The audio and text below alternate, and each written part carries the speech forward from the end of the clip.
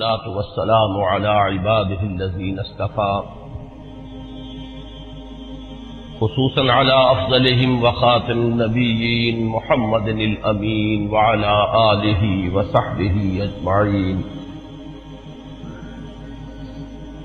أما بعد فقد قال الله تبارك وتعالى: أعوذ بالله من الشيطان الرجيم. بسم الله الرحمن الرحيم.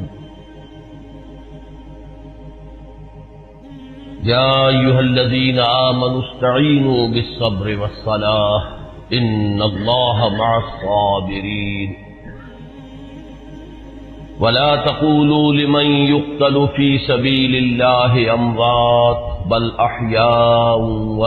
أحياء ولكن لا تشعرون. وَلَنَبْلُوَنَّكُمْ بِشَيْءٍ مِّنَ الْخَوْفِ وَالْجُوعِ وَنَقْصٍ مِّنَ الْأَمْوَالِ وَالْأَنفُسِ وَالثَّمَرَاتِ وَبَشِّرِ الصَّابِرِينَ الَّذِينَ إِذَا أَصَابَتْهُم مُّصِيبَةٌ قَالُوا إِنَّا لِلَّهِ وَإِنَّا إِلَيْهِ راجعون. أولئك عليهم صلوات من ربهم ورحمة وأولئك هم المهتدون. وقال تبارك تعالى: فاستجاب لهم ربهم أني لا أضيع عمل عامل منكم من ذكر أو أنثى بعضكم من بعض فالذين هاجروا وأخرجوا من ديارهم وأوذوا في سبيلي وقاتلوا وقتلوا لأكفرن عنهم سيئاتهم ولأدخلنهم جنات تجري من تحتها الأنهار ثوابا من عند الله والله عنده حسن الثواب. صدق الله العظيم. رب اشرح لي صدري ويسر لي امري واحلل عقدة من لساني يفقهوا قولي. اللهم ربنا الهمنا رشدنا واعذنا من شرور انفسنا.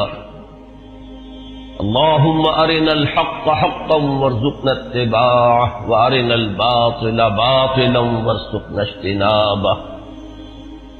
اللهم وفقنا لما تحب وترضى. اللهم وفقنا أن نجاهد في سبيلك بأموالنا وأنفسنا. اللهم ارزقنا شهادة في سبيلك. آمین یا رب العالمین. حضرات، آج ذوالحجہ کی 25 تاریخ ہے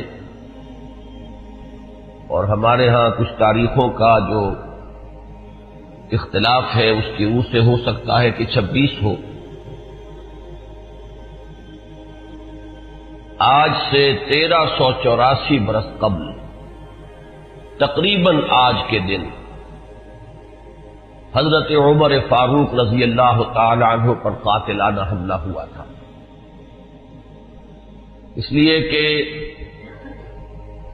بعض روایات میں 26 ذی الحجہ کا تعین ہوا ہے اور بعض میں الفاظ یہ آئے ہیں کہ ذوالحجہ کے 4 دن باقی تھے جس دن کے حضرت عمر رضی اللہ تعالی عنہ پر یہ قاتلانہ حملہ ہوا. حج سے واپسی کو ابھی چند ہی دن ہوئے تھے اور اسی سفر حج کے دوران حضرت عمر رضی اللہ تعالی عنہ نے ایک موقع پر زمین پر لیٹ کر اور ہاتھ آسمان کی طرف پھیلا کر اللہ سے دعا کی تھی کہ پروردگار، میری ذمہ داریاں بہت بڑھ گئی ہیں، اب میرے اعضاء میں ضعف ہے، میں کمزوری محسوس کر رہا ہوں، رعیت بہت بڑھ گئی ہے جس کی ذمہ داری ہے، تو مجھے تو اپنے پاس بلا لے اور اٹھا لے اس سے پہلے کہ میں اپنی ان ذمہ داریوں کے بارے میں مسئول بن جاؤں اور ان کا حق ادا نہ کر سکوں. تو روایات میں آتا ہے کہ اس کے بعد چند ہی دن اس دنیا میں انہوں نے بسر کیے ہیں۔ اس کے بعد یہ قاتلانہ حملہ ہوا۔ 3 دن آپ زندگی اور موت کی کشمکش میں مبتلا رہے ہیں۔ ابو لولو فیروز ایک مجوسی ایرانی غلام تھا، حضرت مغیرہ ابن شعبہ کا رضی اللہ تعالی عنہ۔ حضرت عمر نے ایک خاص قاعدہ بنایا ہوا تھا، غیر مسلموں کے مدینے میں داخلے پر پابندی تھی۔ حضرت مغیرہ ابن شعبہ نے خاص طور پر سفارش کر کے حضرت عمر سے اجازت حاصل کی ابو لولو فیروز کے لیے کہ اسے مدینے میں آ کر کام کرنے کی اجازت دی جائے، اس لیے کہ وہ بہت سے فنون سے واقف ہے۔ حضرت عمر نے اجازت دے دی۔ چند دنوں کے بعد وہ فریادی بن کر حاضر ہوا حضرت عمر رضی اللہ تعالیٰ عنہ کی خدمت میں کہ میرے آقا جو ہیں حضرت مغیرہ ابن شعبہ رضی اللہ تعالیٰ عنہ وہ مجھ سے بہت زیادہ ٹیکس وصول کرتے ہیں۔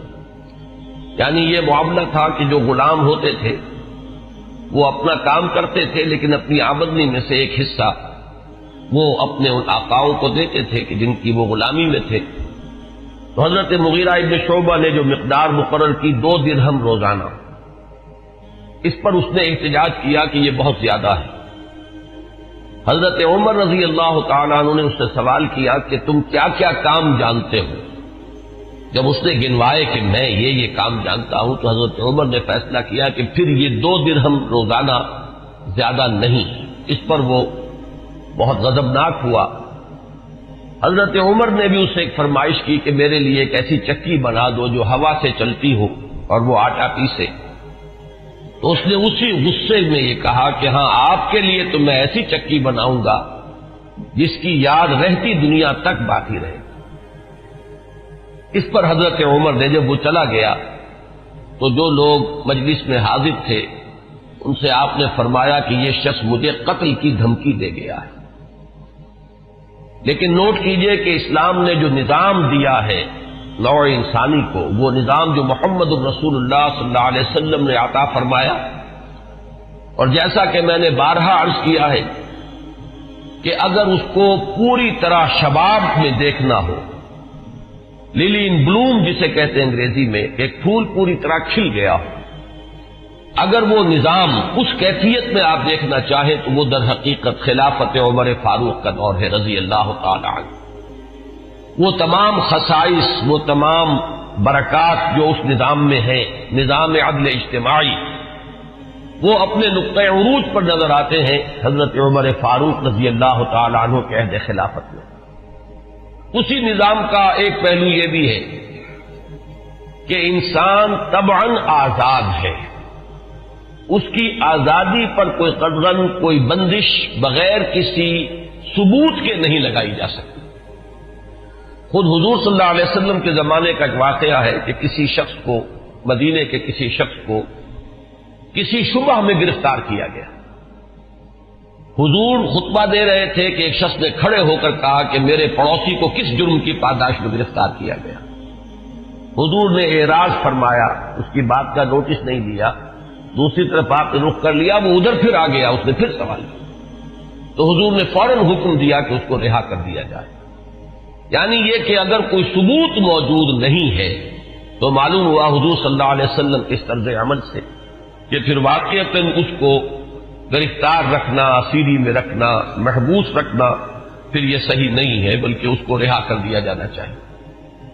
یہی معاملہ ہمیں نظر آتا ہے اپنی اس آخری تکمیلی شان میں کہ حضرت عمر یقین کے ساتھ یہ بات کہہ رہے ہیں کہ یہ شخص مجھے قتل کی دھمکی دے گیا ہے، اور عمر فاروق رضی اللہ تعالی عنہ کوئی عام انسان نہیں ہے۔ 10 برس سے زائد عرصہ ہو چکا ہے کہ اسلام کی چکی جو چل رہی ہے تو اس کے مرکز جو ہے، اس کے جیسے کہ میں نے مثال دی تھی کہ حضرت علی رضی اللہ تعالی عنہ نے جب ایک موقع پر فارس کے محاذ پر، ایران کے محاذ پر صورتحال کچھ مخدوش ہو گئی تھی تو حضرت عمر نے یہ ارادہ کیا تھا کہ وہ خود محاذ پر جائیں اور مسلمان افواج کی کمان خود کریں، تو حضرت علی نے مخالفت کی تھی اور انہوں نے مشورہ دیا تھا اور یہ الفاظ فرمائے تھے کہ آپ کا اپنی جگہ سے ہل جانا یہ تو پورے اس نظام کے درہم برہم کرنے کا سبب بن سکتا ہے. اور یہی تشبیہ دی تھی کہ چکی اسی وقت تک چلتی ہے جبکہ اس کی وہ کلی اپنی جگہ پر قائم رہے. تو آپ کی مثال تو اس پورے نظام کے لیے کلی کسی ہے.